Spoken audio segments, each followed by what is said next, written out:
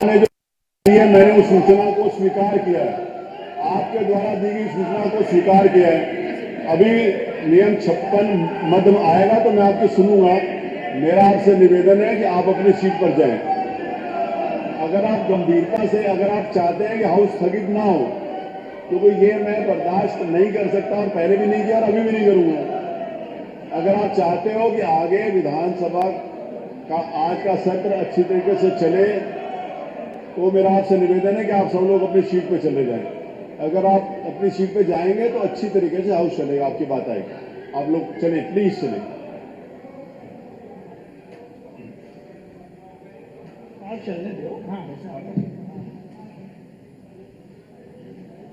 या आप मुझे टेस्ट करने आए थे कि अपना टेस्ट देने आए थे?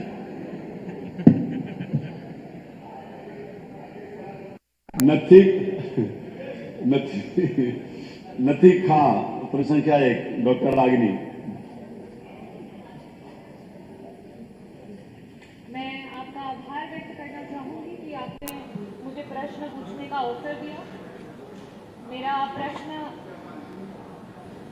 हमारे स्वास्थ्य विभाग के मंत्री जी से है कि गंभीर बीमारियों, हमारे स्वास्थ्य विभाग के मंत्री जी से है कि गंभीर बीमारियों से पीड़ित मरीजों के लिए सरकार के द्वारा क्या योजनाएं बनाई गई हैं, उसके रोकथाम के लिए, हमारे गरीब जनता की मदद के लिए। अध्यक्ष जी, बड़ा ही निराशापूर्ण जवाब आया है। मुझे ऐसा प्रतीत होता है कि जब जब सत्र में पिछले 2.5 वर्षों में आपके विभाग के द्वारा जब भी प्रश्न पूछे गए हैं तो आपका एक सेम आंसर है कि हमने इतने जिला अस्पताल, इतने मेडिकल कॉलेज, इतनी डायलिसिस की मशीन, इतने एम्बुलेंस। अध्यक्ष जी, मेरा बड़ा ही स्पष्ट सा सवाल था, और अगर आपने ये बताया है कि आपके इतने जिला अस्पताल, इतने मेडिकल कॉलेजेस हैं, तो मैं इस सदन के माध्यम से जौनपुर से जो हमारा मेडिकल कॉलेजेस, और आप उसे गिना करके जवाब देना चाहते हैं कि आप अपने विभाग में क्या कार्य कर रहे हैं। मैं ये टेबल कर दूंगी अध्यक्ष जी, ताकि ये मंत्री जी के पास जो असली पिक्चर्स है वो पहुंचे और उन्हें पता चले कि जो बार बार आप ये कहते हैं कि हमने मेडिकल कॉलेजेस बना दिए, जिला अस्पताल बना दिए, उन जिला अस्पतालों और मेडिकल कॉलेजेस की क्या स्थिति है। कुछ दिन पहले वहां के बच्चे धरना दे रहे थे, जिन्हें हम देश का भविष्य और आगे मेडिकल कॉलेजेस में एज ए डॉक्टर देखने वाले हैं। आज उनके पास न शुद्ध पेयजल है, न बिजली है, न पानी है। हम मरीजों को क्या ठीक करेंगे मंत्री जी? हमारे तो डॉक्टर बीमार हो रहे हैं, कभी डेंगू, कभी मलेरिया और कभी जॉन्डिस से। ये स्थिति है अध्यक्ष जी। It is really shame for the UP health minister and the department of health ministry। और आज सेंट्रल में तीसरे टेनियर के बाद भी अगर मेडिकल कॉलेजेस की ये स्थिति है, definitely a shame for this सरकार कि आप इस तरीके की स्थिति ला करके रखी है आपने।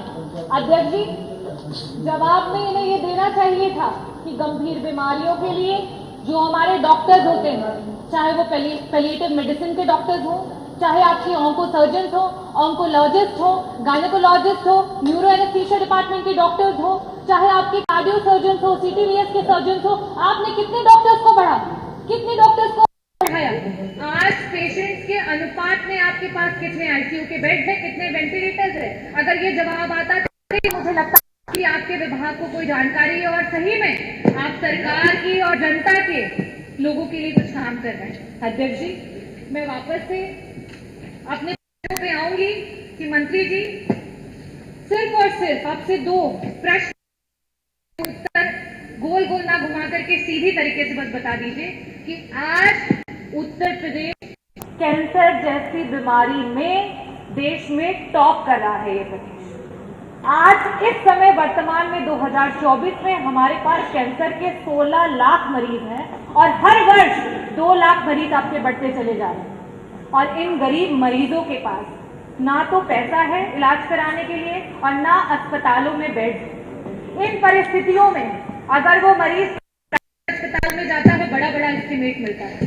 क्या सरकार कैंसर के सारे उत्तर प्रदेश के मरीजों को उनका जो एस्टिमेट जहां से भी बन करके आता है उस एक मुफ्त में पैसा उपलब्ध कराएगी कि नहीं कराएगी? मेरा दूसरा सवाल है मंत्री जी कि आज जब आपने जवाब नहीं दिया कि आपके पास सुपर स्पेशलिटी के डॉक्टर्स कितने बढ़ गए हैं, पेशेंट्स के अनुपात में वेंटिलेटर और आईसीयूज कितने हैं, तो इन परिस्थितियों में जितने भी आपके प्राइवेट उत्तर प्रदेश के हॉस्पिटल्स रन कर रहे हैं जहां पे वेंटिलेटर्स और आईसीयू सुविधा उपलब्ध है, तो पीपीपी मॉडल पे सरकार तो पीपीपी मॉडल पे बहुत काम कर रही है।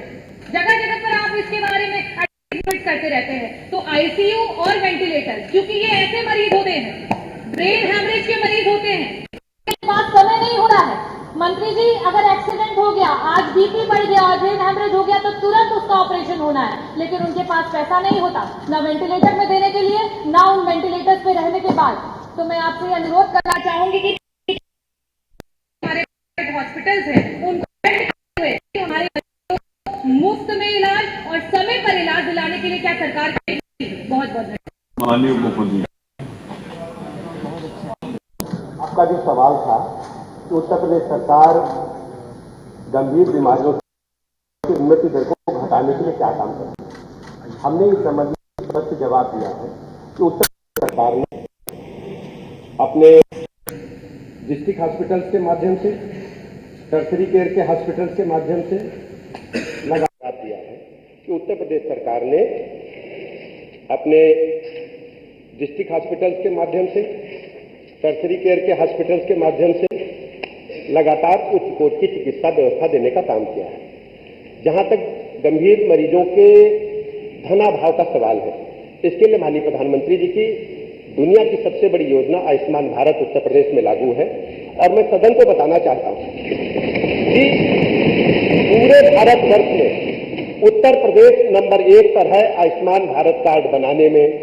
और हमने सरकारी अस्पतालों के साथ साथ प्राइवेट अस्पतालों को भी उसमें चिन्हित किया है, रजिस्ट्रेट किया है, वहां भी हम निःशुल्क इलाज दे रहे हैं। सबसे बड़ी बात यह है एम्बुलेंसेज के बारे में, हमारी 102 एम्बुलेंसेज और 108 एम्बुलेंस लगातार काम कर रही है। 2200 एम्बुलेंस हमारे पास 108 की है, 2270 एम्बुलेंस हमारे पास 102 की है, और इनको हम लगातार मरीज को अस्पतालों तक पहुंचाने का काम कर रहे हैं।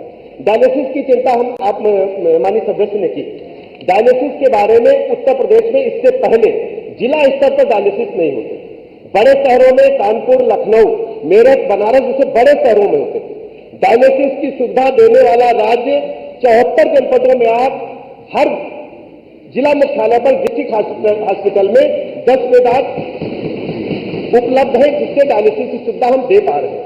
71 हमारे जिला चिकित्सालय है जहां हम सिटी स्कैन की सुविधा पहली बार दे पा रहे हैं। पहले डिस्ट्रिक्ट हॉस्पिटल्स में सिटी स्कैन की सुविधा नहीं होती। इसके अलावा टीबी रोगियों के बारे में आपने चिंता ही नहीं की। टीबी रोगियों के बारे में पहली बार उत्तर प्रदेश सरकार ने टीबी रोगियों को इतनी बड़ी संख्या में चिन्हित किया है, और चिन्हित करने के साथ साथ टीबी से मुक्ति दिलाने के लिए हम उनको गोद भी ले रहे हैं। हमारे सभी अधिकारी, हमारे माननीय विधायकगण, हमारे जनप्रतिनिधिगण, और उनको पोषण सामग्री भी उपलब्ध करा रहे हैं। टीबी की रोगियों की संख्या में हम तेजी के साथ कम करने के तरफ तेजी के साथ आगे काम कर रहे हैं। इसके अलावा सभी जिला चिकित्सालयों में हमने एक क्रिटिकल केयर यूनिट बनाए हैं जो आज तक नहीं थे, जो 50 और 100 बेड के हैं, जहां पर हम सभी टर्शरी केयर की सुविधाएं उपलब्ध कराने जा रहे हैं। जहां तक स्पेसिफिक सवाल कैंसर से पीड़ित मरीजों के लिए है, हम आपको बताना चाहते हैं आयुष्मान भारत कार्ड के साथ साथ माननीय प्रधानमंत्री जी की जो अपना निधि है और मुख्यमंत्री जी की जो व्यक्तिगत मुख्यमंत्री जी जारी करते हैं गंभीर मरीजों के लिए, ऐतिहासिक देश से पहली बार दोनों जगह मैं कह सकता हूं कि माननीय सदस्य बैठे विपक्ष के भी, अगर सही बोलेंगे तो पहली बार मुख्यमंत्री सहायता कोष से पहली बार इतनी बड़ी संख्या में जो भी मरीज मांगता है, इसमें कोई हस्तक्षेप नहीं है, कोई भी इसमें विभाजन नहीं है। जो भी मरीज मांगता है उसको आवश्यकता अनुसार धनराशि उपलब्ध कराई जाती है। उसमें जाति, धर्म, संप्रदाय, दल को हम लोगों ने नहीं देखा है। आप लिस्ट उठा करके देखेंगे, बड़ी संख्या में मुख्यमंत्री सहायता कोष से हमने सहायता गंभीर रोगों से पीड़ित मरीजों को प्रदान की है जिन्होंने डिमांड किया है। और ये भी मैं बताना चाहता हूं, जहां तक एक सवाल प्रश्न में विस्तार से आपने बोला जौनपुर के मेडिकल कॉलेज के बारे में, वैसे तो माननीय अध्यक्ष जी हम किसी को नंगा नहीं करना चाहते, किसी को आईना दिखाना नहीं चाहते, लेकिन चूंकि माननीय सदस्य ने सवाल उठाया तो मैं स्पष्ट कर दूं, जौनपुर का मेडिकल कॉलेज समाजवादी पार्टी की सरकार में बनना शुरू हुआ। आप सुन लीजिए पूरी बात, सुन लीजिए। अब देखिए, जौनपुर का मेडिकल कॉलेज सुनिए। अरे बैठो ना तुम, अरे सुनो भैया विधायक जी, अरे बैठो प्लीज। मैं आप ही की बात कर रहा हूँ, आप ही की में बनना शुरू हुआ। रुकिए, अभी रुकिए ना, फीस नहीं। अरे उत्तर आ जाने दीजिए प्लीज। सारे भैया पानी दे दो। मैं ऊंचा बोल रहा हूं, मुझे रोक रहे हैं कि ऊंचा मत बोलो। आप भी मेरा सहयोग करो। चलो देख लूंगा, वो अनुचित होगा तो अच्छा मैंने निकाल दिया जाए, वो निकाल इसको निकाल देंगे। अध्यक्ष जी, जौनपुर का मेडिकल कॉलेज भाई साहब लोगों की सरकार में बनना शुरू हुआ और उसमें टेंडर मिला टाटा कंपनी को। टाटा कंपनी के अधिकारियों को जबरदस्ती बलात् एक व्यक्ति को इन्होंने काम दिला दिया और वो भगोड़ा साबित हुआ, भाग गया और काम की गुणवत्ता को पैसे लूट करके खा गया। उसकी जांच चल रही है। यही लोग बनाने वाले हैं, यही लोग बनाने वाले हैं। जब आप एक उंगली उठाते तो तीन उंगली तुम्हारी तरफ उठती है। भ्रष्टाचार की जमीन ही रही है। पहली बार भारतीय जनता पार्टी की सरकार में स्वास्थ्य सेवाएं उच्च कोटि की हम लोग प्रदान कर रहे हैं। समाजवादी पार्टी की सरकार में क्या होता था? अध्यक्ष जी, पहली बार मैं बता दूं, पहली बार चूंकि माननीय सदस्य स्वयं चिकित्सक है, एक बात साहब सुनिए, आप जो चिकित्सक है समझ पाएंगे, जो जांच भी कराएंगे और जेल भी भेजेंगे, कोई बचेगा नहीं भ्रष्टाचारी। अध्यक्ष जी, माननीय सदस्य स्वयं चिकित्सक है।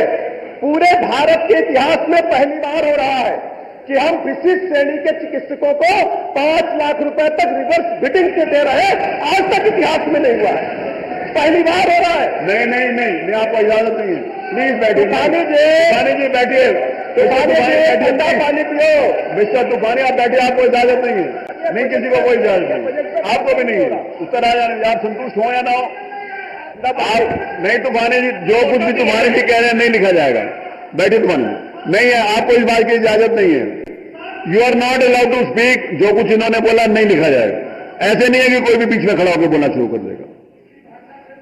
डॉक्टर आगे नहीं बैठिए, जिनका प्रश्न है बस लास्ट प्रश्न वो पूछेंगे बस। अध्यक्ष महोदय, मैं दोषी मंत्री जी को नहीं ठहराऊंगी, क्योंकि director general of medical education एक समय था कि एक डॉक्टर को नियुक्त किया जाता था उस पद पे, क्योंकि आज अगर इस सरकार को लगता है कि गूगल खोल करके आप डॉक्टर बन जाएंगे और आपको इस विभाग के बारे में A to Z सब पता चल जाएगा, तो ये आपकी गलतफहमी है। Director general of medical education जब तक एक डॉक्टर नहीं होगा तब तक उसे पता नहीं चलेगा कि आपकी स्वास्थ्य व्यवस्था कैसे ठीक होगी। और आज सिर्फ मरीजों का नहीं, डॉक्टरों का भी बहुत बुरा हाल है आपकी सरकार से। और प्रश्न क्या आपका? ये प्रश्न पूछना चाहूंगी कि क्या सरकार डीजीएमई के पद को चेंज करके IAS ऑफिसर से हटा करके एक डॉक्टर जो उस विभाग के बारे में पूरी जानकारी रखता हो उसको वहां पे बिठाएगी या नहीं बिठाएगी? अध्यक्ष जी, सवाल तो ये स्वास्थ्य विभाग से इन्होंने लगाया है, सवाल इन्होंने चिकित्सा शिक्षा का पूछा है, लेकिन फिर भी मैं बता देता हूं, उत्तर प्रदेश सरकार ने कैबिनेट से पास किया है और इसको हमने निर्णय लागू किया है, उसके अच्छे परिणाम आ रहे हैं, कहीं कोई दिक्कत नहीं है।